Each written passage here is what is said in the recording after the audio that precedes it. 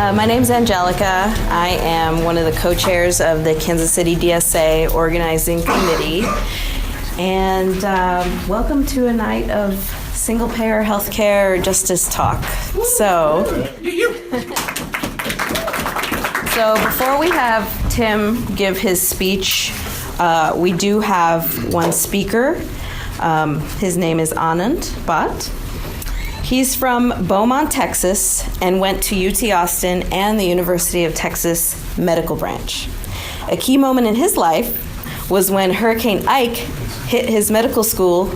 Was that 2008? Yes. Yep. And he had to lobby for the state to rebuild it. He also got a master's in health policy from the London School of Hygiene and Tropical Medicine. He did internal medicine at Case Western in Cleveland, and he now works for the University of Kansas Hospital. And he was also a Bernie delegate in 2016 to the Democratic National Convention, along with Nina Turner, right? Because you were in Ohio? Yeah. So give it up for Anand.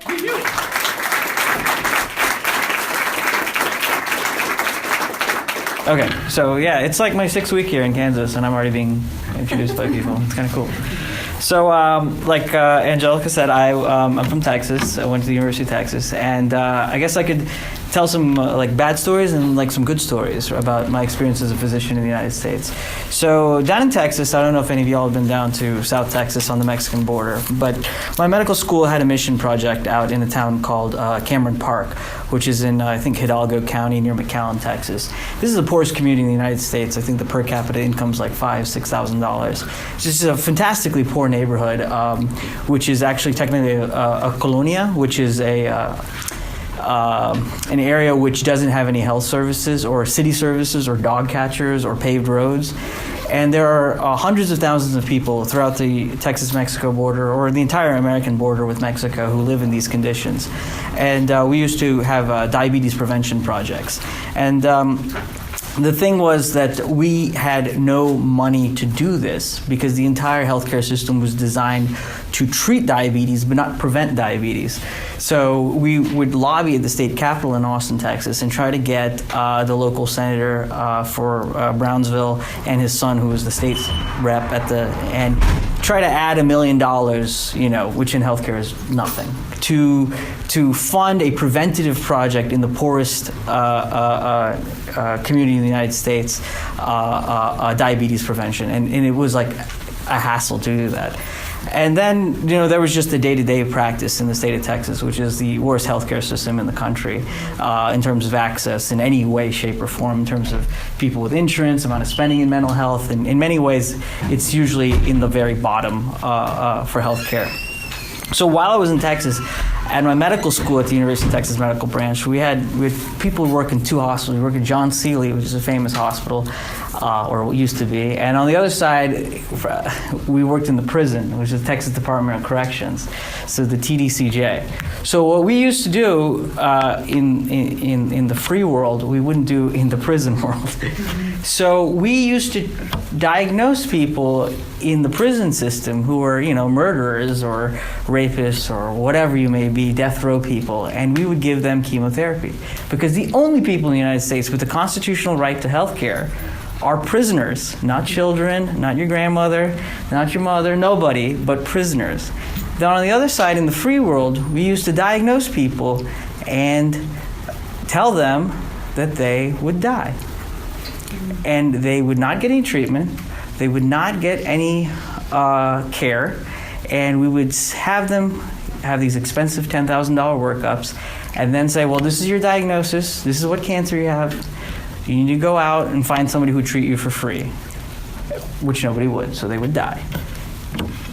In the summer of 2012, I went to Case Western for my 2nd year of internal medicine. And my first month there, I worked on the oncology service in a county hospital there. And I had people who had like brain tumors. And I was told by the physician there, let's treat this guy and get him radiation right away. And a month before, I had been sending those people to die in Texas. But the fact that I was in Ohio meant that people who would have died in Texas the very next month all had a chance to live. And that's the statement, I think, of a just country, a fair society, a fair state, that people are allowed to get treated equally and have access to health care. The other thing I wanted to talk about was what a not-for-profit health system looks like.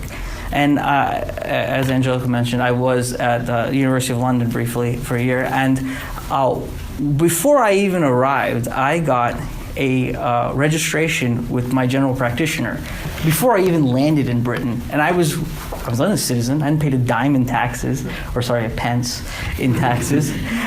But I already knew who my general practitioner was based on the dorm I was living in, and I was already assigned. And I had into the healthcare system. And I hadn't even been there. I had not even set foot there. And when you would go to your general practitioner in England, it was very interesting. They had like pamphlets, and pamphlets would tell you about life expectancies, not in England itself, not just in London, but in the very borough you lived in. And they said, do you know in this part of Camden that people live this long, but just this over here, people live this long? And it was amazing to see that they had this kind of data, not just generally for the whole state or a county or by race. It was like down to the actual neighborhood. And they were, and I don't want to like say it was just totally wonderful, but they had a general idea that these are the gaps and we are going to try to close them, and here is what we've measured, because what we measure is what matters. That's what anybody who measures anything, you should ask them, well, you're measuring that because you think it matters, and if you don't measure something else, maybe you don't think that matters either. So what we measure matters, and what we measure here is nonsense. And as a physician, every day I see all these sort of quality measures and ideas and hospital rankings, the quality of your physician. And if you have any like basic knowledge of statistics or anything, these none of these things matter. What matters is how long you live. Do you die? Do you get amputated? Do you make it to 55 without a heart attack or an amputation if you're diabetic? Those are what matters, and we don't measure that, and we have no thoughtful plan to how to decrease these problems. So, in a for-profit healthcare system, we cannot even conceive of how to fix these. At least in a nonprofit health system, you can at least talk about them and come up with some sort of strategy to reduce these. Because no country has this solved, but we're not even close. Once we get the money out of healthcare, we can at least pretend to fix these problems. So what I wanted to end with was, we cannot get to a fair health system without taking out the profit motive, and we can only get there when we have health professionals, but also just regular people like all of you here. I'm glad all of you came to democratize the knowledge of health policy. It's considered, even within medicine, to be an entirely esoteric field of knowledge, like nephrology. Like, do you know how the kidney works? Well, nobody knows how the kidney works, but whatever. But it's this esoteric thing. But it's not. It's not some small thing. Like my brother, he's doing ophthalmology. He's like learning all these angles and all these crazy things and cuts things in really small ways. It's not that esoteric. It's about everyone. It's about all of us together, and we all need to learn at least the basics of a health system, what different health systems look like, and how do we take the profit motive out, and how do we reduce the gaps between each other. And then I'd like to say that the people who make health policy their business, and this is something I've suspected, but now I'm just going to say it's true. The people who do make health policy their business only have two real goals. They're there to either publish things out of it and improve their academic career, or they're there to join a consulting company and somehow consult about this and measure some nonsense and then make a career out of that. So that's not what we're here for. That's what I'm not here for. That's not why I went into health policy, and that's why I'm so glad to talk to all of you and have this event tonight. And then I want to thank Tim Faust for coming all the way to Kansas City. And he may not think it's a big deal, but I'll tell you one more story about why I think this is a big deal.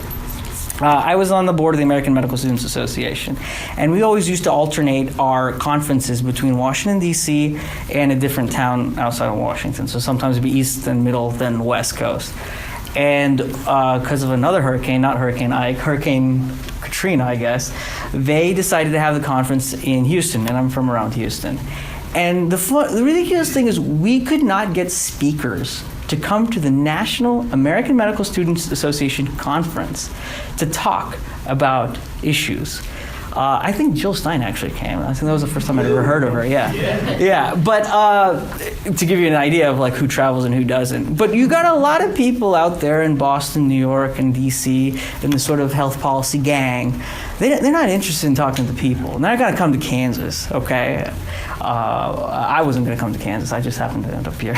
But I'm glad we have somebody who's willing to travel and come out to the sticks and talk to all you people. And I'm glad all the people are ready to hear it. So I would like to thank DSA, and I'd like to thank Tim Faust for having this event.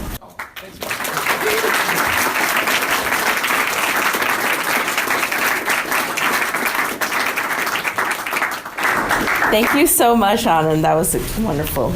Okay, so I think you all know our next guest.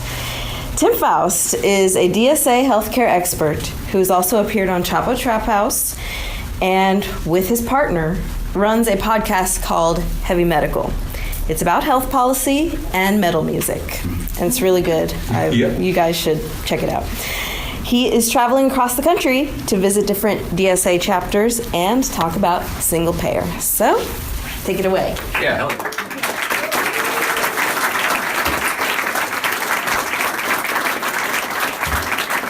Howdy, y'all. How y'all doing? You're in luck because thank you, Dr. Bhat, for speaking.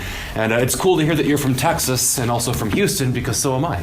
So finally, two Texans take the stage, and it's for a good reason. Sometimes you got to count your blessings, you know, when you think about who reps your state. This is dope. I'm really happy to be here for a couple of reasons. One, Kansas City is beautiful, which I did not know. I've been here once in 2008, I think, but it was dark and I was really stoned. But I was driving down here from Des Moines. Everyone in Des Moines also says hello. I'll be in St. Louis tomorrow. If you want to say hello to people in St. Louis, you can tell me afterward and I'll pass on your hellos to them. But I was driving down 35 and I saw a factory of some sort with like the kind of orange smear of the sunset behind it and all the hills to what I presume is the east. And it was just fucking beautiful. And it's nice to be here. I'm on this big quixotic single-payer road trip to come talk to folks where they're at and talk about single-payer because it is a big national fight. But really, and I'm going to repeat this probably word for word later in my prepared speech, I'm here to learn, right? Because even though single-payer is national, healthcare needs and therefore health justice is inherently regional, right? I was up in Marquette, Michigan in the Upper Peninsula, population 20,000, where you've got one hospital because 2 decades of community health centers closing down and left just a single provider in town. And that provider is run by a big hospital group run by some bullshitter in Tennessee. And nurses were being screwed over. Not nurses being screwed over, but patients were being screwed over. And nurses fight for their patients. They had ratios, I think, of like 35-1, working 70 hours a week, and patient conditions suffer, which is what happens when you don't provide access to care. And so the nurses went on strike. And DSA showed up, and then everybody in town showed up. It's a community literally fighting for their lives against a profit motive in healthcare. I was in Pittsburgh, which was a pretty fun town, where you have, again, a regional monopoly of provision of care, UPMC. UPMC is both the only really healthcare provider in town, one of the primary insurers in town, the majority employer, or the primary employer in town, and all these things together kind of lead it to do a whole bunch of bullshit. Hasn't paid its water bill in 25 years. It also shuts down community health centers so we can get those inpatient admissions people are chasing. If you build a hospital bed, it must be filled, so they're chasing as many admissions as they can, and also blocking the expansion of rival medical schools, so it has a stranglehold on the supply of care. Real bad stuff. I was in Indianapolis, where just outside Indianapolis, in one of the, I think it's Allen County, you have a new epidemic of HIV/AIDS, a thing that really we know how to handle. And so the fact that HIV/AIDS is coming back is indicative of a lot of structural flaws in healthcare in America. And so I get to go across the U.S. and learn about these things. And as I will say, again, word for word, because I don't think this through, how I do my opening off ad-libs, I need to learn and I want to learn how that shakes out here in Kansas City, how it shakes out in this region. So I think later we do Q&A. If you have a lot of cues, I will A them, and then I hope you also give me cues that I can then cue you for your own Aing later, because I gotta learn this stuff. But that's enough. That was fun. I want to talk about healthcare. You want to talk about healthcare? I also want to say thank you to y'all for giving me this monster. I'm glad that my proclivities and bev needs are being addressed by DSA. That's solidarity. Also, thank you to the gentleman who brought me another monster because his son told him on Twitter that's the thing that I need. I'm glad that this is now my calling card, is my dependence upon this stuff. It's fine. I'm a health policy guy, not a health practice guy, so please do only as I say and never do what I do. I want to talk about where we're at now with healthcare in America and who it benefits and what we want instead. I want to tell you why we're told we can't have single payer, what we have to accept in its place, and why that's wrong, and what we need to do to realize health justice in America. That sound good? Yeah. Does it sound good? Hell yeah. There we go. Let's start by defining what we got now. Let's start by defining the shape and the contours of the enemy. In healthcare, you've got a bunch of payers and a bunch of providers. Providers are doctors, nurses, hospitals, physical therapists, drug companies, or the dude behind the counter at Walgreens who sells me my inhaler once every 3 years. And when someone needs healthcare, a provider provides it. That's why they're called providers. That part's easy. By and large, the costs of receiving health care are much, much more than any individual person can afford by themselves. But not a lot of folks need health care in a given year. In a given year, half of all medical costs, 50%, come from 5% of the population. 80% of all medical costs come from 20% of the population. And that population changes from year to year, right? Maybe you get into a car accident. Maybe you come down with a short-term disease instead of a chronic condition. So those costs vary from person to person. And that distribution also stays consistent across sick people, people who are more likely to get sick. It's kind of sporadic, but when it hits you hard. And so if we made everyone pay for their health care costs out of pocket, millions of people would go into crushing poverty. That's not a speculation, that's what happened. And it wasn't until a bunch of socialists and unions in the 1880s insisted that letting people go into lifelong poverty because of medical debt wasn't acceptable that we shifted to a different payer model, the idea of insurance. Insurers receive revenue by charging you monthly premiums. When someone gets sick, insurers spend all that money they've aggregated from everyone to pay a portion of those healthcare costs, although the sick person is still on the hook for some of it. And then they keep a profit for themselves. So the more revenue an insurer receives from customers, or realistically, the more subsidy it gets from public money, the wider those costs are spread, and the lower the insurer's per person costs, because only a few folks are getting sick. But if an insurer has too many sick people, right, its per person costs increase. So it's got to increase premiums to keep up. But when premiums go up, people that can't afford the premiums drop out. And by and large, they're probably not sick, so per person costs go up even higher. So they got to increase premiums even higher. It creates this big, messy, vicious cycle. Thus, an insurer wants as large and as healthy a customer base as possible. Or it wants to find ways to kick out sick customers or coerce them into leaving their plans. That's what we mean when we say that we live in a world in which healthcare is a commodity, right? Because the future's on your lungs and the future's on your heart, and whether or not you get diabetes or whether or not your Mima's glaucoma gets worse before age 65 and she goes on Medicare are bought and sold for profit by private companies. Now, in this world that we've built, paying for healthcare is very complicated, right? Payers don't all pay the same prices for the same kinds of care. Some insurers pay more, some insurers pay less, and some don't pay anything at all and just pass the bill back to you. That sucks. And in this fragmented, commodified healthcare model, we view healthcare as a transaction that only happens when you're insured, instead of a relationship between a person, their body, and their doctors. So we have mistaken the profit motive of insurers for healthcare. That's messed up. And over time, we've delegated the responsibility of providing insurance to employers. That's also messed up, because that results in a status quo of total employer domination, in which your access to things like contraception or hormone therapy or blood transfusions are determined by the whims of your employer. But if you aren't lucky enough to have an employer, right, if you lack the better skills to get the finite number of better jobs, you're left behind. The people who profit from the commodification of our bodies have decided it is acceptable to shackle the well-being of children to whether or not their parents are lucky enough to have gone back in time 40 years, learned to code, and found a benevolent employer. Welcome to the hell world of America 2017. But of course, it gets worse because the costs of healthcare keep increasing. And these costs have been rising since we first began recording them back in the 1880s, and they increase faster than inflation. Part of that is for good reasons, right? More people are living longer with chronic conditions. Diabetes, cancer, lupus aren't the immediate death sentences they were even 2 or 3 generations ago. So that's a good way to spend money. But most of this increase is because hospital CEOs and pharmaceutical companies find ways to charge more money for the same services or rack up fees for unnecessary services, and no private insurer, won't somebody please think of them, can stop them. Here's how it shakes out. In the US, the average procedure costs 40% more than that same procedure in France. Over a third of antibiotics are unnecessarily prescribed. That's bad on cost reasons, but also when you have overprescription of antibiotics, you get cool things like antibiotic-resistant bacteria, which are another hell rolled onto themselves. But most egregiously, think of MRIs. Y'all know what MRIs are? MRIs are just a big computer that prints money. And that same machine, same procedure, costs 5 times in the US what that same machine, same procedure costs in Australia, simply because the sticker prices are higher. Now, this whole ecosystem scares the bejesus out of everybody involved, particularly the payers. Payers are interested in finding ways to mitigate rising costs. Sometimes that means just refusing to pay for claims. You've all heard those horror stories. Maybe they've happened to you.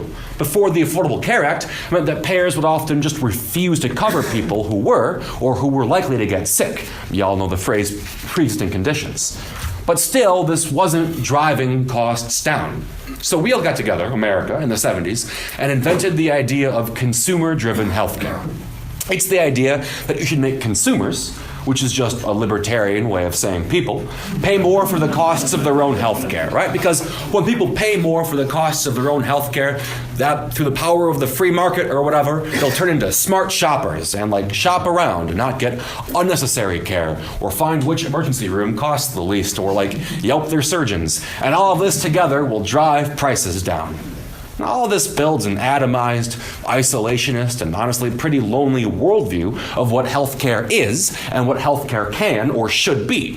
It treats being sick or being poor or being able to get pregnant as a character flaw. And that means if you get hit by a car or you give birth to a premature baby or you get rabies, you're on the hook for your own medical costs because it's your responsibility. Because healthcare is a matter of personal accountability. And if that accident, or if that illness, or if that pregnancy forces you into a lifetime of crushing debt or medical bankruptcy so that a hospital, Martin Shkreli, or your insurer can turn a profit, well, tough shit, man. That's your problem. Wow. What a bleak worldview, huh? Well, here's the thing. It's a big load of horseshit. And we know it's a big load of horseshit because people who are forced to pay for healthcare costs just don't seek healthcare.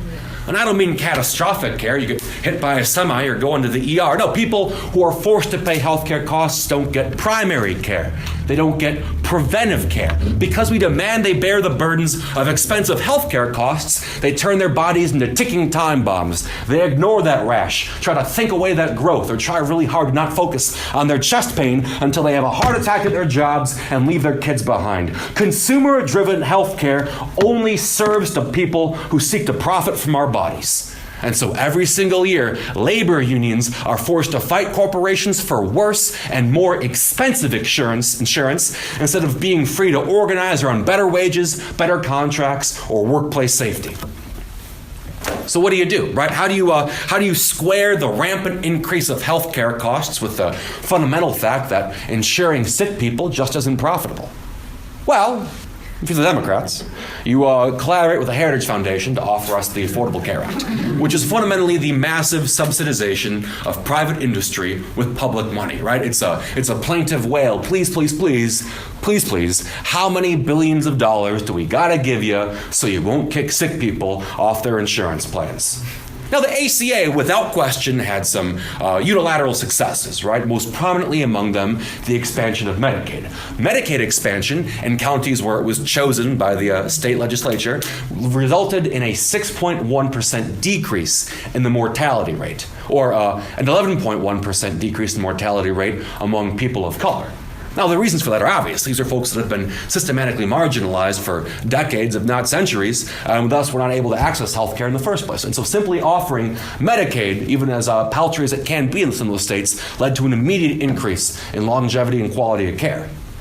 The ACA also normalized the idea that denying someone coverage because of a pre-existing condition is cruel, or at least normalize it among folks that get to be on TV. I think everybody else had kind of already intuited that to begin with. And the ACA also defined the idea of essential health benefits, which compose a minimum standard for coverage.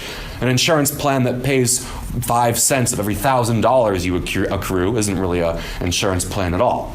But at the end of the day, costs keep increasing, quality of care stagnates for the most vulnerable among us, and 28 million people are still uninsured. Thus, the ACA has failed in its pursuit of health justice. So instead, we demand a federal, universal, single payer. Oh, hell yeah, man, single payer rules.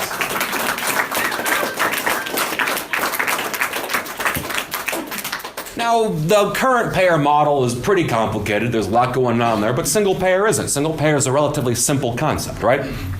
Instead of having a bunch of insurers with a bunch of fragmented customer bases, each kind of seeking to pass the buck and avoid taking care of unprofitable sick people, we have one publicly owned, publicly funded insurer with a legislated mandate to cover, in full, all care for all people.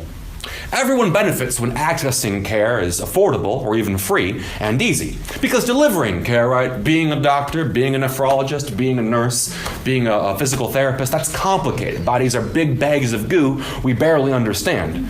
But paying for that care is simple.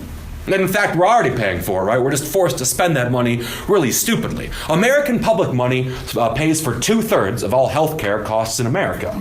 A little less than half of that 2/3, aka 1/3, is direct spending on Medicare, Medicaid, or the VA. The rest of that 2/3, the other third, is government subsidies to private companies. The remaining third comes out of your pockets in the forms of premiums to insurance companies, or balance billing to hospitals when your insurance won't foot the bill. So the goal is not to necessarily reduce spending, although a single-payer program does make you pay quite a bit less per person, but to reallocate it to take care of everyone long-term. We know that Medicare negotiates much, much better prices for treatment because it has 44 million people enrolled nationwide and thus has much stronger bargaining power than having a few hundo thousand or a few 10,000 in a given state or a given county. So you scale that idea up and you build an improved Medicare for all that guarantees fair prices for care nationwide. Here's how that looks in your daily life. Right now, you go to the hospital, try to call a doctor, try to call a specialist, and the first thing they ask you, sounds before your name, is, well, who's your insurer? Do you have insurance? Do you have a credit card? How are you paying for this?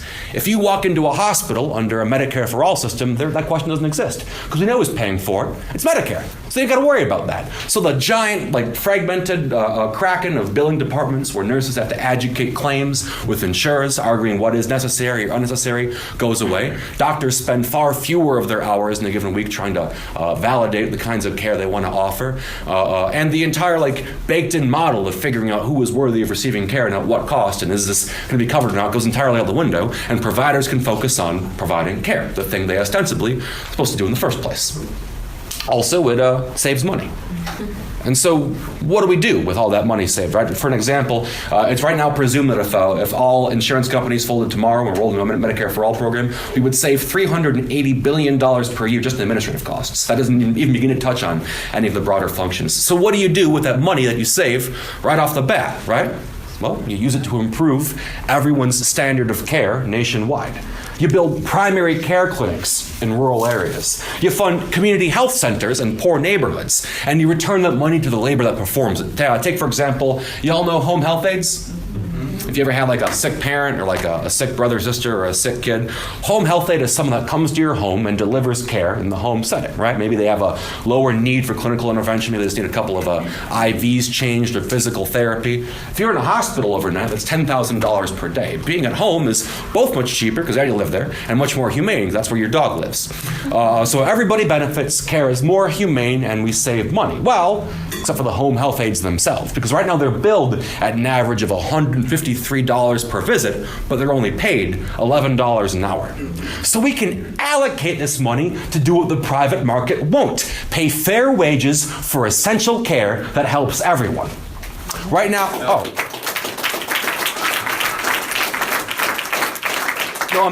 I'm just starting to get amped. Because right now, your private insurer only bears the costs of you receiving care right now, right? Because you're likely to change insurers in the future and eventually go on Medicare. They don't actually feel pressure to provide you with care that keeps you healthy in the distant or even near future. Instead, we all do, right? Because we all suffer when our friends and family get sick. And our public money is then allocated to care for folks in catastrophic or epidemic situations. You see, insurers have this big fear, this fundamental fear, the moral hazard, that if you make getting health care cheap or even free to people that are using it, people might use more of it. And that's really hard to make a profit off of. So it makes perfect sense that the same actor who suffers when people don't get care, when people don't seek or can't seek preventive or primary care, which is all of us, right, united, represented by our federal government, should also be the actor that pays for that care in the first place. Because once the federal actor, once the single payer, bears the costs of providing care and the risks and costs of not providing care, it can finally be a tool for realizing health justice. If your people are getting sick and dying because they don't have a place to live, or the places to live are unsafe, they're full of pollution, they're full of mold, they're flammable, I'm thinking of Ghost Ship in Oakland, I'm thinking of the Grenfell Towers in London, then housing is healthcare, and you build housing to bring healthcare costs down. If people are getting sick and dying because they don't have access to healthy food to eat, because selling a poor person carrots isn't profitable, and so they're getting diabetes and then they're getting cardiac failure, then food is healthcare. And you provide people with affordable or free food options and the time, space, and materials with which to prepare it to bring healthcare costs down.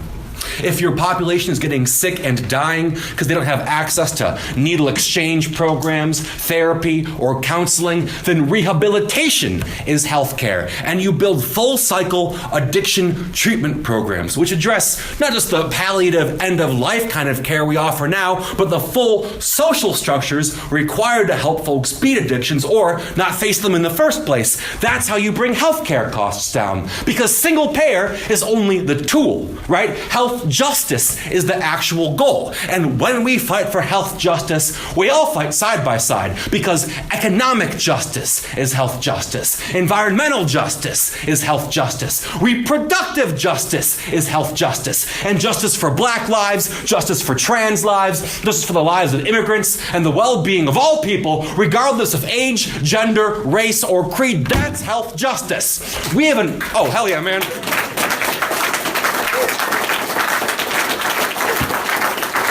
We have inherited a world in which your permission to receive health care, capital's allowance, you can be safe in your own body, is dependent upon how much an insurer can extract a profit from you. When people are in need, we waste time, money, and effort means testing, separating the worthy from the unworthy among those who need help, and then stigmatizing them instead of guaranteeing the basic decency of health equity. And when systematically marginalized people, sick people, homeless people, people struggling with addiction, people with disabilities, poor people, pregnant people, trans people, women, people of color, when there's no way for the medical industrial complex to find profit in their bodies, then there's always the private prison system ready and willing to receive them for profit. My friends, single payer is moral. Single payer is necessary. And single payer is achievable. Solidarity now, solidarity forever.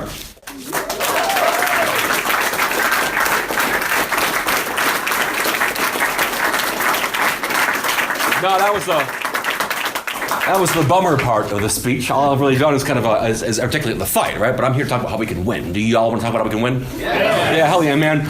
We're just told this is the way things are, right? And that, in fact, this is just the way things have to be. We're told that universal health care is a pipe dream, that capitalist, corporatist domination of our bodies and of our health is natural, normal, inescapable, and irreversible. That single payer will never, ever happen in America, and that's just the Democrat speaking.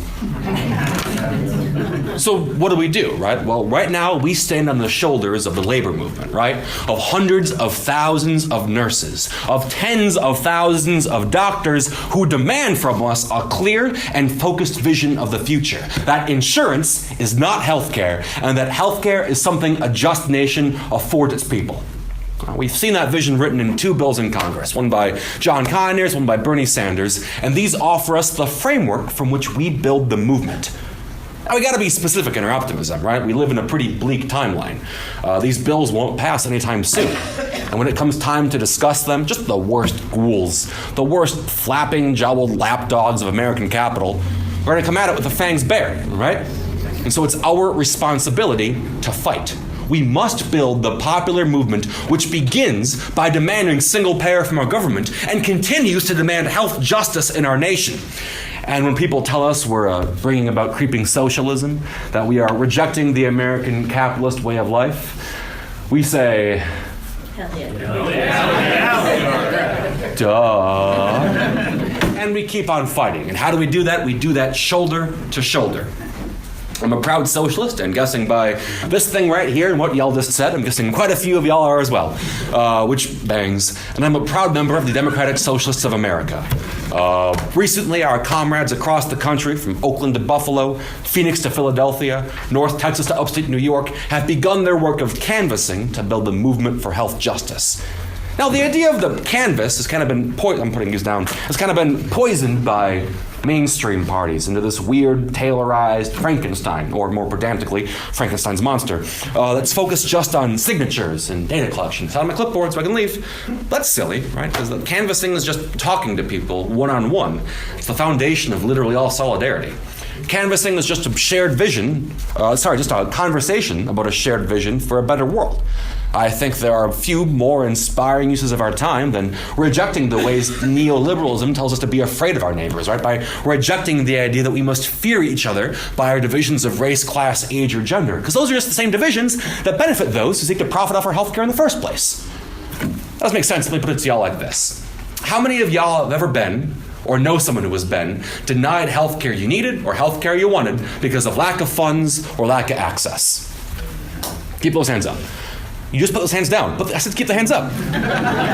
How many of y'all have seen someone you love suffer because they couldn't afford a doctor's visit, a prescription, or a surgery? How many of y'all want something better? Yeah.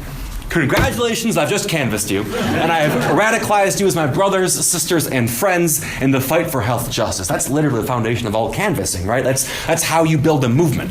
And our friends and comrades across the country have asked me to tell you that if anyone here is interested in organizing a canvass, they will train you, they will help you build the structure that you want, provide you with materials, resources, advice, and friendship. But the shape of the campaign, should you choose to fight for it, and I hope you do, is entirely up to you, right?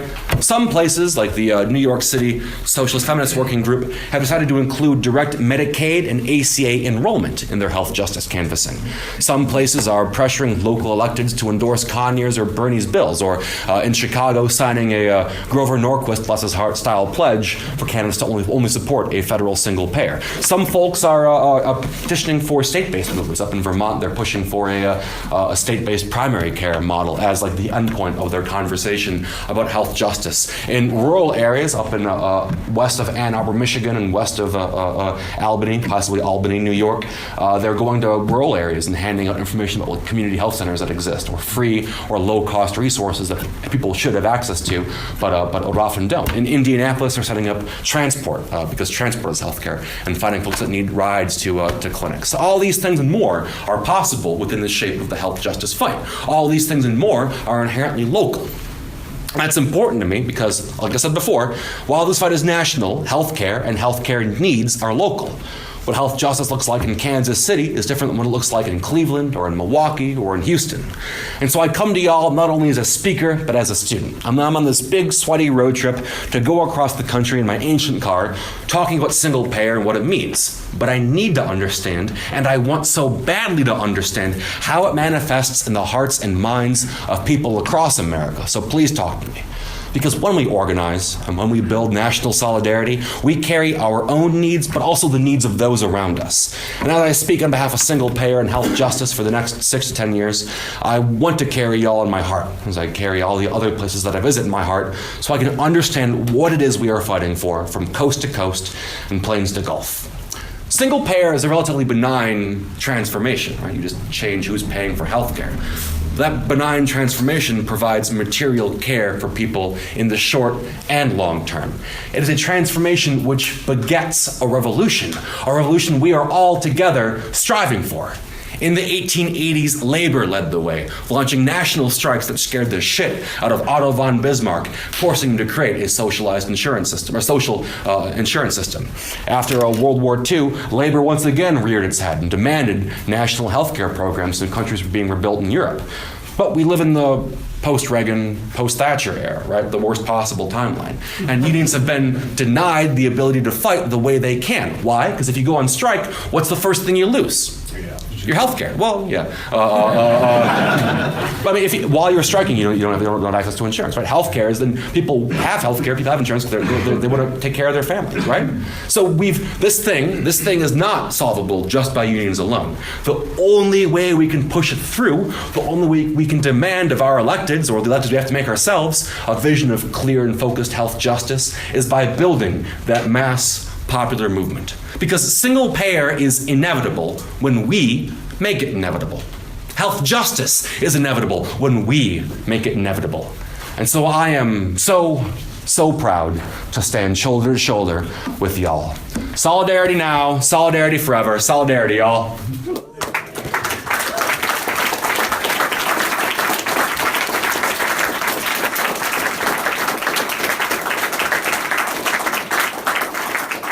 So an important consideration to make is that we're not fighting for Medicare as is for all, we're fighting for an improved Medicare for all. Sadly, the phrase improved Medicare for all doesn't roll off the tongue quite as nicely. Medicare is a thing people fundamentally understand. You can expand that into. That is essential to talk about this thing, right? And so when you talk to folks, that's a thing to highlight that. Like, Medicare has been eaten away. Medicare Advantage plans are just legalized extortion, right? Legalized grift. There was a big lawsuit up in Minnesota. Some whistleblower finally had enough of upcharting his enrollees, and that they were bilking, I think, like $20 billion a year off of Medicare Advantage by saying people had diseases they didn't have, which then gives them higher subsidies from the federal government. DSA's guidelines for what to talk about, we're putting together comprehensive resources for people to talk about that. We have a 5-point vision of what single payer must look like, right? And the focus, I don't know off the top of my head, but it's basically all care covered for all people. It's comprehensive, includes reproductive, mental, dental, and vision care. Am I forgetting one of those? Reproductive, clinical care. Reproductive, hearing, medical, the entire spectrum of what care is. Free at the point of service, no cost sharing, no copays, no deductibles, and then also spending to retrain people, take care of jobs, because insurance labor is still labor. Luckily, there's a lot of cool things in that sector. And so I think the idea of Medicare for all, the phrase Medicare for all, is insufficient to describe the full thrust of the movement, but it's the best thing we have right now to describe it, because it's a much easier catch-all than saying a massive rebuilding of what healthcare means in the US.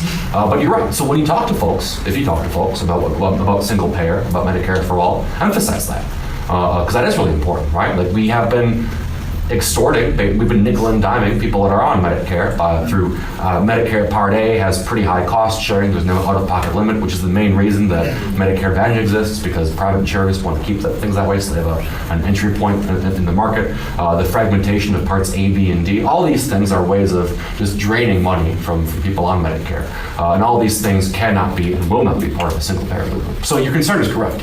My answer is, that's why we want to push for having a broader conversation than just saying Medicare for all. Does that answer your question? Yeah, and I have just one more, if that's okay. Yeah, of course. Another aspect that I noticed too is kind of the industry exists that exists to actually sell medical items that are covered by Medicare. I guess what I'm asking with that is, do you know of any actual ethical suppliers that kind of I know that's laughable, but I mean, I would think that some private interests are going to start to catch on to the fact if they're allowed to operate in much the same way, if Medicare for all, then they stand to actually benefit quite a bit under a system where everybody's covered, and suddenly, their items are accessible to more people. I just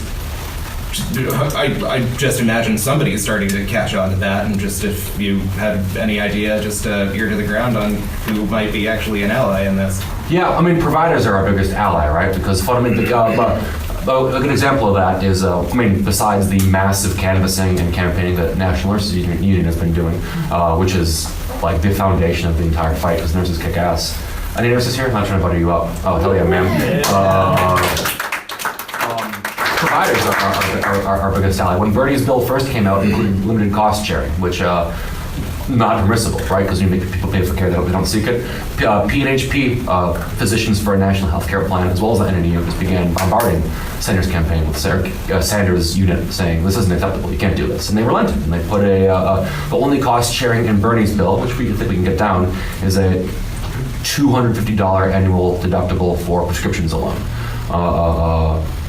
Our biggest allies are providers. Like DME companies seeking to profit, they probably will get on board. That makes sense. They also have to pay. They'll also be paid less. Like that's a good thing. Providers want single payer in general because even though like maybe the sticker price, how much they can charge people covered in private insurance goes down, like the volume expands, right? When everybody can afford to seek care, like everybody's in network, and you need to do all this bullshit around trying to juice things up or down. That brings me to no, it doesn't. Where was I going with that? I have an anecdote that I think I might save because I think it might come up in a later question around that line of like, because the idea of single payer, it's monopsony, right? It is kind of like how monopoly is having a stranglehold in the provision of care. Single payer is having a stranglehold in the provision of paying for that care. So we get to set the prices, and we set fair prices. Either you accept them and you get to get paid, or you don't accept them, and you better hope you have like a wealthy enclave of white people that can afford to sign a private contract with you, which is probably what will happen like in Highland Park, Dallas, or whatever. But yeah, a lot of yes, there are a lot of allies, mostly on the provider side.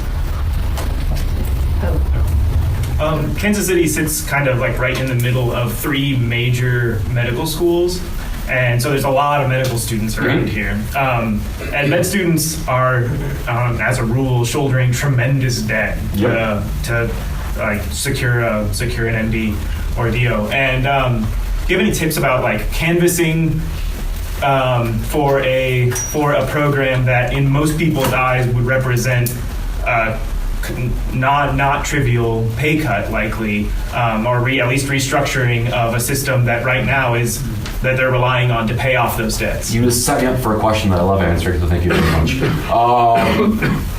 Short answer is that any single payer push, any push for health justice must also include tuition relief or free tuition for all medical training. Doctors, nurses, all the way down the line. Here's a more complex answer.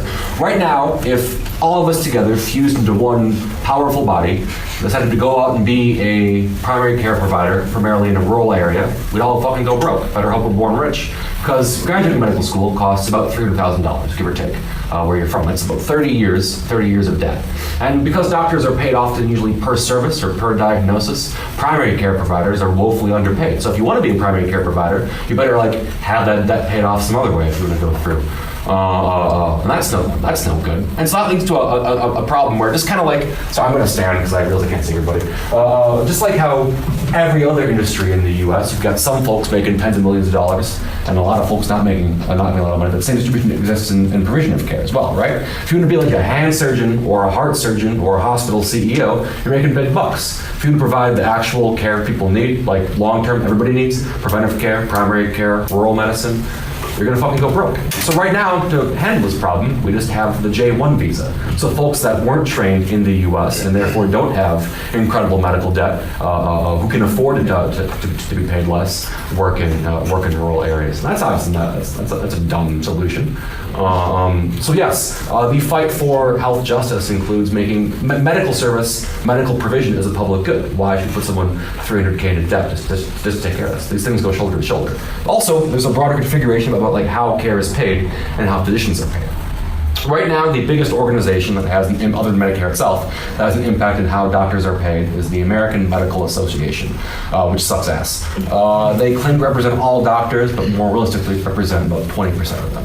And so every single year, Medicare has set its kind of schedule for how much procedure X, condition Y, line item Z is paid, right? They put together a fee schedule.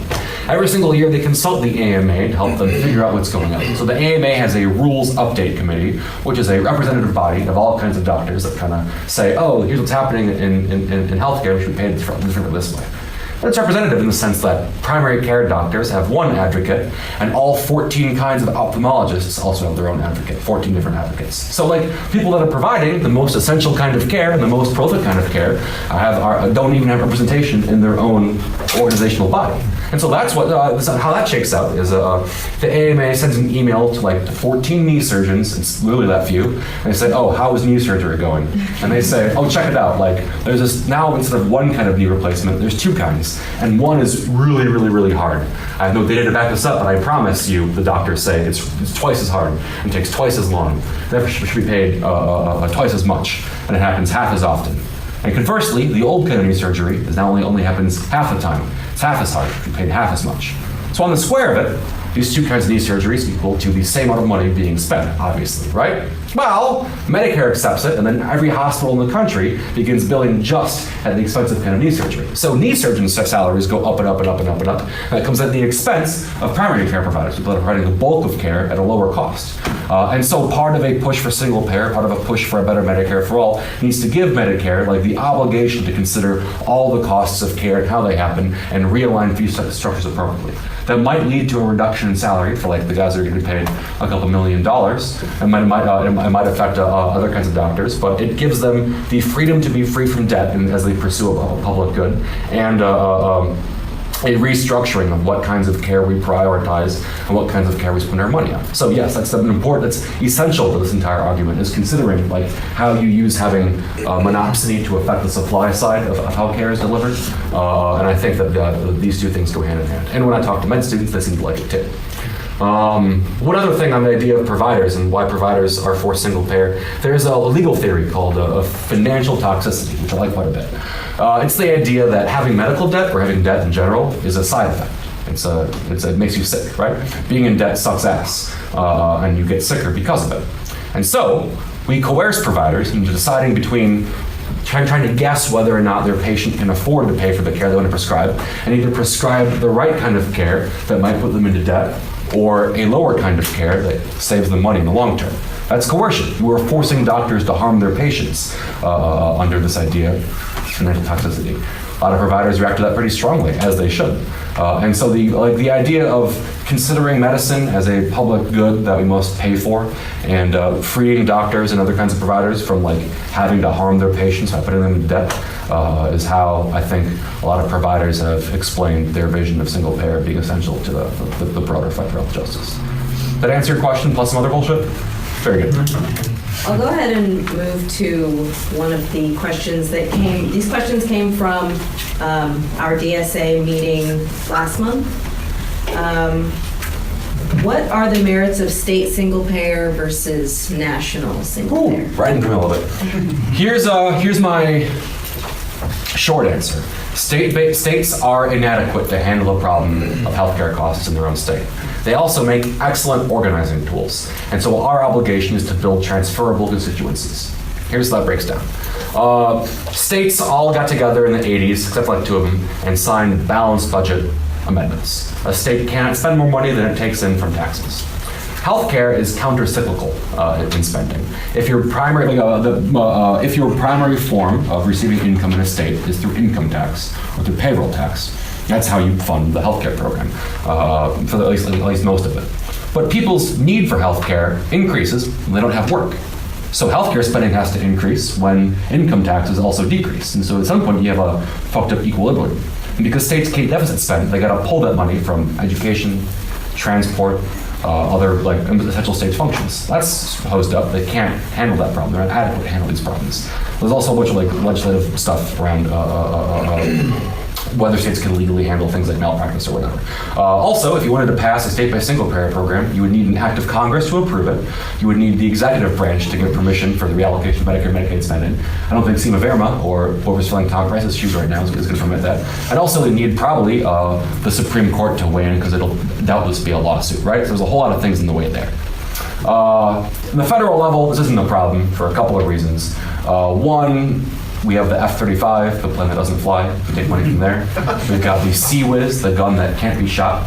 You can take money from there. We've got the war in Afghanistan, the war that can't be won. We can take money from our massive military imperialism. But also, the federal government can deficit spend, right?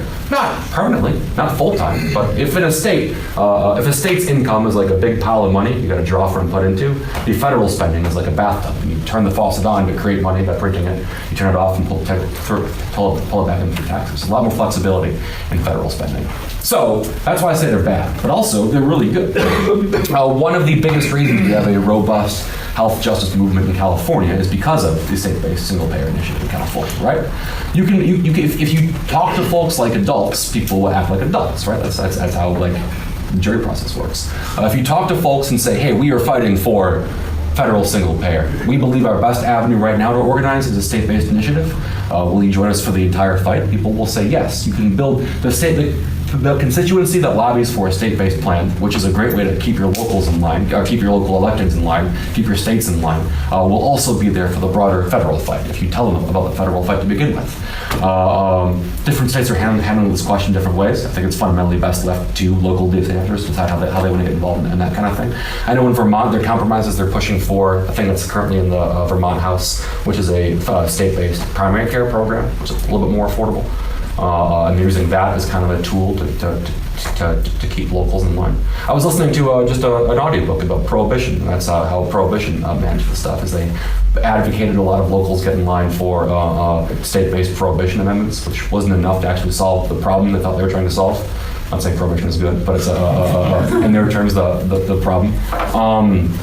And that created the pressure, that created like the momentum to push for the broader federal plan, which indeed was successful for a while. And so like I said, that's my answer. Like also, people like Pelosi, one of the reasons that we have the state-based single-payer movement is because national leaders abdicate their responsibility to actually like look capitalism square in the eyes, right? Pelosi wants us to push single-payer to the states because they probably won't get it done, and it takes all the pressure off her to actually fucking do something about capitalist healthcare, right? So when we play that game of do it at the state level, we are playing the game of those who are already hand in hand with the capitalist class. Does that make sense? So it's a great organizing tool. It is not the answer. When we view it as the answer, that becomes a problem, right? That's the idea of reformist reform and non-reformist reform. You can take steps to get to a broader non-reformist reform as long as you provide material aid to people along the way. But mistaking single-payer Missouri, sorry, I forgot what state we're in. I saw Kansas City, like, oh, it's not where we are. Thinking like single payer in Missouri is the answer to single payer nationwide is, I think, how you shortchange the broader movement. Did that answer the question? All of you? So. All of you asked that. I think we'll alternate between my list and someone in the audience. So, yeah. Just a little bit related. So you're talking about maybe difficulties statewide. Like our reps like Greitens and McCaskill are putrid cowards. Like they voted down St. Louis and Kansas City when we were pushing for $15 an hour. So I imagine they're not going to be big fans of any sort of, like local or statewide single payer pushes. Is our main goal just like name and shame? Just like to have that on their record is them turning down any sort of single payer push. I guess I'm just worried like that 5 for 15 kind of thing, extrapolating that to any sort of single payer push. Well, I think if you leave the decision for single payer in the hands of McCaskill, it's not going to work, right? Well, no shit. Which is what you just said. I think. Well, I think this is me going entirely ad lib, because I haven't thought about this before. You can think about 5 for 15 as the model. I think we all understand that 5 for 15 has built a giant popular movement, which someday will push things through. On the local level, it's like Kshama Sawant in Seattle was the person that I most, in my mind, is like the biggest leader of 15, pushed through at the local level, and this thing began spreading across the U.S. Right, and it hasn't won yet. There's still a shit ton of work to do, and minimum wage in and of itself is a pretty minor reform in the grand scheme of evolution. But this is becoming a thing that people sign on to and you can fight for on a broader and broader context. At some point, a politician that has opposed fight for 15 must either say they didn't the entire time, actually were secretly on their side, or like feel the pressure to get pushed out of office. And so whether like how a local decides to handle the question of like local politics or local electoralism is like not up to me to tell y'all. I know in some places, I know in Chicago, right, they're pushing for getting people on board for single payer in like the city level, the alderman level. They've got Carlos Ramirez Rosa who kicks ass, and they're trying to use that pressure to try to build a city council that at least supports the idea of a federal single payer, and will push for services that bring material comfort to people in their area in the short term, right? So they've chosen to build the fight. I think your observation that like McCaskill won't get on board with single payer is absolutely correct, and I think if like the extent of your organizing is just like we're going to have clipboards to yell at McCaskill, I think that shortchanges the ability to build a popular movement. So I would say, I guess my long answer is find the goal which most motivates your local, the thing that makes the most sense, whether it is here are clinics in your area you can go to, here is a city or a state-based bill that provides some comfort in the long arc of health justice, and you build a popular movement so that one day when the time comes, we do have the pressure to force folks to play along, or we make those folks ourselves, right? Yeah, I mean, this is I'm asking y'all to join me in a really, really long, really, really sweaty fight. But the only way we can do it is by building like the mass popular movement. And so what interplay of short-term regional goals and long-term federal goals you choose, I think is left to y'all to decide. Did I kind of answer your question? Yeah. Cool. Okay, one question from the list. What issues have faced countries who have converted to single payer or other national health care? And have they ever reverted back? No one's ever gone back. Countries have only been, I could be wrong, I can't think of any that have gone back. I know more and more join every year. Turkey and Chile both began rolling out their single payer programs in the past couple of years. First, by instituting, I know in Chile, by instituting universal primary care. They give everyone cards so you can go see a doctor, and that's how they're building the steps upward, by building that universal risk pool. Issues in other countries tend to revolve around the interplay between the private industry and public industry. Australia had its own little mini Tea Party takeover in the early aughts, the Tea Party night. Which was rooted in the frustration of, I'm sorry, I'm going to get super wonky. This is probably not a great answer to your question. The biggest problem single payer states have found is how do you handle the question of private stuff. Generally, like if you have a ranked list of all the different procedures that can happen, some of them are more important, some of them are less important. Treating heart attacks, mental health, etc., cardiac failure, those are at the top of the list. Usually we're like placed in like tier 3 or tier 4 are things like orthopedic surgery, things that are important but not like immediately life-threatening. And so these are the things that the private movement tends to seize upon. In Australia, there was a big lobbying movement. We need to have private hospitals as well because they can provide better care cheaper. And for some reason, Australia decided to allocate public funds to the kind of private promise. And then, of course, what happened is they just shrunk down entirely and only serve high-margin, high-volume care, which and low-urgency care, which tends to be knee and hip replacement, joint replacements. And so the interplay there is like, how do we handle like everyone's still getting like their care, except for the super rich in like the public sphere. But how do we handle like when you have too many folks that need knee replacements and not enough doctors to serve it? Do you privatize that? That's the main fight in other countries. I think America is a little bit, I think we've got a lot more people, a lot more providers, and a lot more momentum than I think you have in Australia. If that's the kind of problem that we face in 10 years, that would kick ass, because that means that everyone else is getting permanent essential care. And people usually bring up the idea of wait times, but wait times are not a myth, but the idea we don't have them here is certainly a myth. Wait times, yeah, because if we don't measure wait times, and two, if we did, we need to measure folks that just can't go see a doctor in general, and forever is a mighty long time to wait. But also, wait time disparities in the U.S. are pretty egregious, right? Boston and L.A. are entirely different worlds, even for like the very profitable kinds of surgeries like knee and hip replacements. And also, like considered in wait times, it's hard to get into a metric, is folks that could have gotten treated at stage 0, but seek care at stage 4, right? Take, for example, ovarian cancer. Ovarian cancer stage 0 costs between $4,000 and $8,000 to treat. Ovarian cancer at stage 4 costs $170,000 plus to treat, right? So if you screen more folks earlier and provide them with either screenings or care earlier in the process, sure, there's like a glut of folks that are getting care in that place, but you save a ton of money per person down the road. I think you're talking about cervical cancer. Sorry, I mean cervical cancer. Thank you. Yeah, that's right. I am a man. I apologize. Only on the outside. Sorry, I don't mean to be a general essentialist. I apologize for that. I fucked up my kinds of cancer. But so the wait time there is not being measured accurately, right? Because we're jamming folks into waiting for stage 4 instead of stage 2. Does that kind of answer the question? I think so. Cool.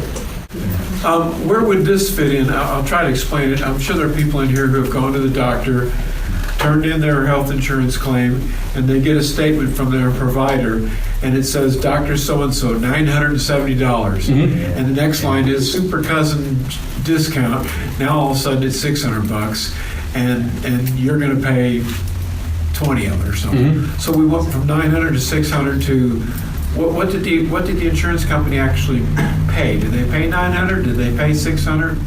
Nobody actually knows. So that's part of the game, then, right? Right. So like right now, hospitals have a price at which. Oh yeah, I can just draw on the thing. This is really amazing. I'm just gonna like make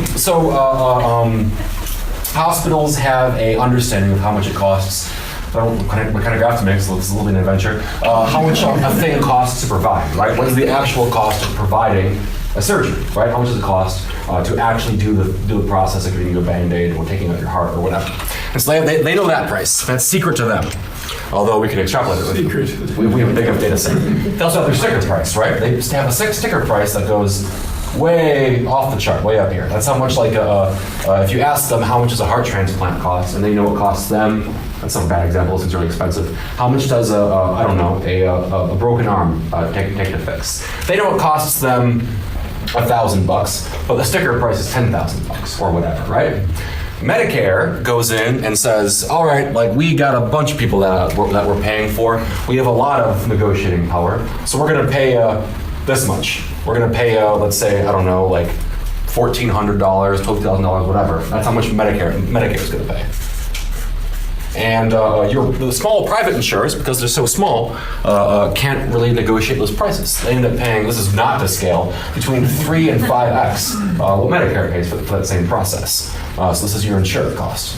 So when you get a bill, you're getting the bill, and the 900 is up here. That's how much the sticker price is. The $600 is probably somewhere around the actual insurer price, although there's usually like education later, right? So like $600 is what the insurer deal with the hospital is to receive that kind of care, because it costs more money to get care. If you're not insured, you live in a fucked up hell world.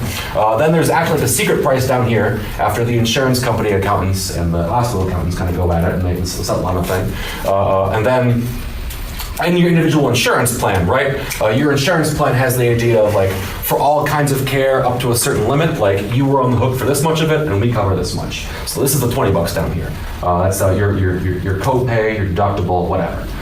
For a lot of folks now, like the way that this breaks out in the individual plan is that you just pay everything until you spend $5,000 or whatever, and then the insurance finally kicks in. So it's rotten. It's rotten to the core, and it's intentionally made complicated because if it were simple, it wouldn't be as profitable, and people would be even madder about it, right? But there's a whole bunch of obfuscation in how these prices happen. What Medicare for All does is Medicare for All says, okay, hospitals, we're going to pay this much now, right? Because we have a whole bunch more people. We're going to give you some compromise because you're losing out on these super profitable insurance companies that are really how you make your revenue. But also because now we have 300 million people instead of 44 million people, the volume of all the folks now being able to receive care means will make up a difference. Or, this is, sorry, does that part answer your question so far? My question really is, how will the single payer system eliminate this? Oh, so single payer makes first cousin price, second cousin price. A whole lot easier. Single payer, so this is the private model, right? So your insurance company comes in up here, and you got to pay this much of it or whatever, right? And a single payer model, there is this is the wrong kind of graph. There's one kind of bill, and here's the whole cost, and single payer covers this much, and you pay that much, 0. You walk in and you say, I am an American resident or citizen, however we end up defining it, and my care is covered. And they say, very good, here's your care. And then you get a bill and it says nothing. Maybe it says how much the thing costs, but that's it. There's one exception, that's in some kinds of prescriptions under Bernie's bill, where there's a max out-of-pocket cap of $250 per year. But no, it's all care for all people paid at the point of service in full. Does that answer your question? Yeah. Cool. So then I'm for it. Yeah.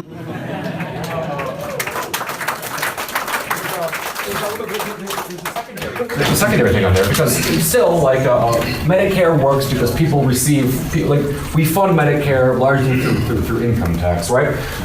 And so there's the question of how does that affect my, like what am I actually paying into it? How does that kind of work? The Sanders campaign put numbers together around how they would finance it. Right now, the average family of four pays $5,300 a year in premiums to insurance companies. On top of the taxes they already pay into Medicare, Medicaid, Social Security.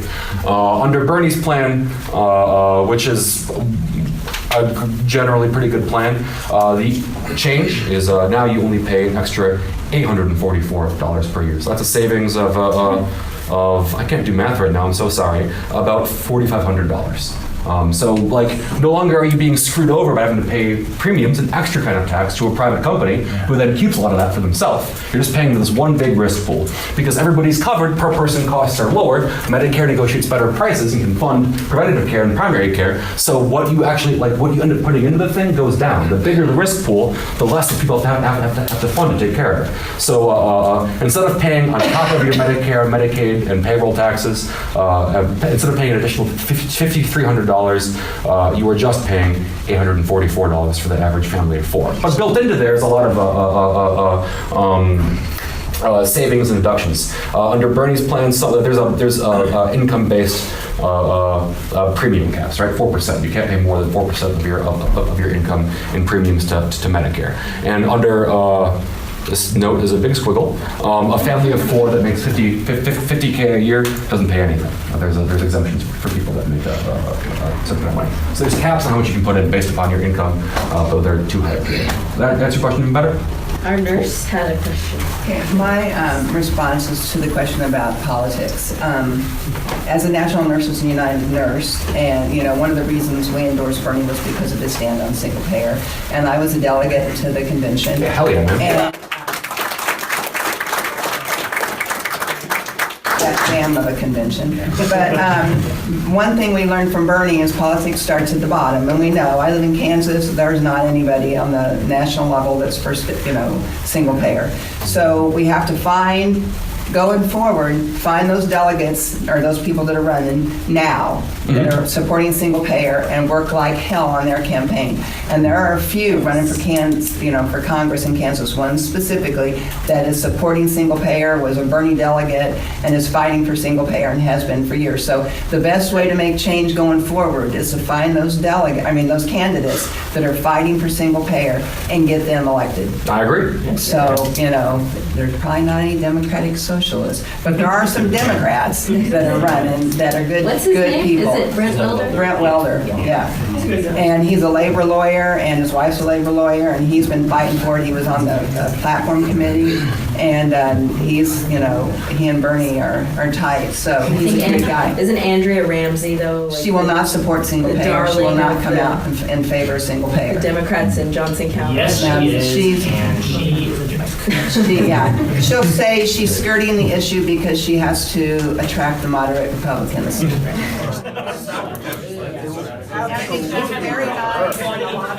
very nice, and the women like her, but she won't support single payer. And Brent is supporting it wholeheartedly. So I just encourage everybody to get involved in somebody's campaign that's supporting single payer and is out there saying they're for it, because that's how we're going to make change in 2018.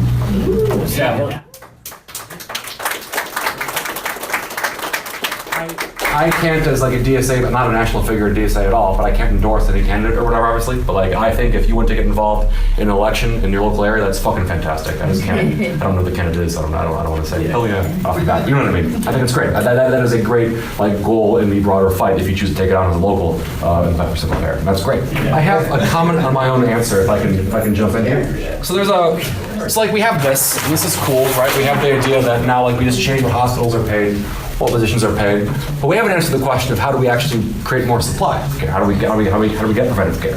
How does a single payer actually kind of do this stuff? I've got an example. It takes place in Western Maryland, Appalachian Maryland. If y'all have heard this example before, sorry, I'm gonna say it again. It's really, really cool.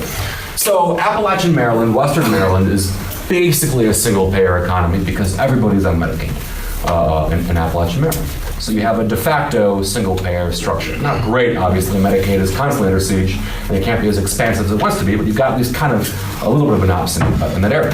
Over the past 20 years in Appalachian Maryland, just like literally everywhere else in the US, all of the primary care centers have closed. All the community health centers are closed. If you want to get care, your one option is the one hospital in the area. And of course, you get care in a hospital, it costs way, way more than going to see like a urgent care doctor or a local doctor, whatever, right? So over time, costs just keep increasing. One, because ticket prices are higher in a hospital, and two, because folks just don't go see a doctor because they can't.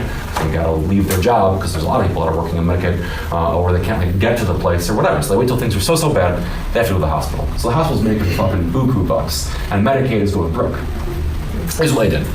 Shannon McMahon, the Medicaid administrator in Maryland, no relation to the WWE McMahons, decided to use kind of some of that bargaining power and come out of the hospital. And she said, here's the deal. We're going to pay y'all a flat fee, $100 million a year. That's it. Go forth and make, you can't turn anybody away. You got to cover everybody. And you're not going to get any more than that. If you make a profit, make a profit. If you overspend, that's on you. Go forth and prosper. And so here's how that shakes out. Once a hospital's paid a capitation rate, providing somebody with a stage 4 surgical procedure as opposed to a stage 0 one becomes their cost instead of their profit, right? So what do you think a hospital did? It went out and reopened community health care centers. It found primary care providers and encouraged them to go out and work in the community. And all of a sudden, the kinds of things that 20 years of this kind of like consolidation of the medical industrial complex had done were slowly undone because now it was the provider's skin in the game. And they turned in 8% profit that year. And suddenly folks get care in their areas. The Medicaid ended up saving a ton of money by having the flow that way. That's the kind of thing we can do with a single payer. We can force providers to play a more even game. But also, we could invest in building that capacity ourselves. I've got an example of a thing called a medical legal partnership, which I fucking love. Any of y'all hear of a medical legal partnership before? Thank you. They are dope as hell, and my partner used to work at one, and I want to found one someday. Right now, there's a lot of civil and legal protections a person has, which fundamentally serve to like safeguard or preserve their health, right? The problem is, civil protections usually have a form you gotta fill out, and who the fuck knows what that form is? I'm online literally all the time, and I can't find forms. I had to go to the DMV and I had the wrong form. And that's a pretty simple thing. So a lot of folks, if you're rich, you know where those forms are, or you hire someone to try to find out where those forms are. If you have American Express, you can just dispute whatever charge you want. But if you're poor, don't have that kind of access or that kind of time, it's much, much harder. But everybody at some point goes to the doctor. So you can build those kinds of access points into healthcare. How many of y'all know Matthew Lesko? Used to be on TV in the 90s. Free money from the government. That guy. He is the vision of the ideal bureaucrat under single payer. Here's what I mean by that. There are all these kinds of protections and resources which keep you healthier long term and thus drive costs down. So we want to give them to you. We want to build bureaucrats that are so excited to find these resources for you. In a medical legal partnership, let's say this is a real thing that happened. Someone showed up and said, hey, my kid has real bad asthma. My kid is 3 years old. This asthma is really, really bad for how young this kid is. And there's one person performing the intake, case manager. And say, okay, well, let's perform the intake. Okay, cool, here's the clinic. We'll get your kid treated. But also, sometimes asthma comes from home environments. What's your home like? The person says, well, I'm at a free clinic. I'm pretty poor. I live in a slum. My landlord is pretty exploitative. Like, there's pollution, there's mold, all up the roof, all over the walls. But like, what can I do? Like, I live in a slum. I have a slumlord. And there's a lawyer in the same building, one office down. and the lawyer comes in and says, well, here's a letter suing your landlord. I'll check back in a week. Because there are protections against living in places like that. So, like, by tying these things to the point of care, you can connect folks with all these things that they're entitled to, with all these kinds of protections that we have. But we got to hire somebody to do that. So the question of labor, I think, becomes interesting, right? Because right now, a lot of folks in the insurance industry who might be laid off under single payer have jobs like claims adjudicator, someone whose job it is to say what kind of care a person doesn't receive. That same skill set can be used to find out what kinds of care somebody can receive. And you can turn the people whose jobs right now is to harm their community into people who get to go to work and like find more ways to help people in their neighborhood. That's pretty fucking dope. It also creates a bunch of jobs we gotta fill. Bernie's bill, also the DSA demands,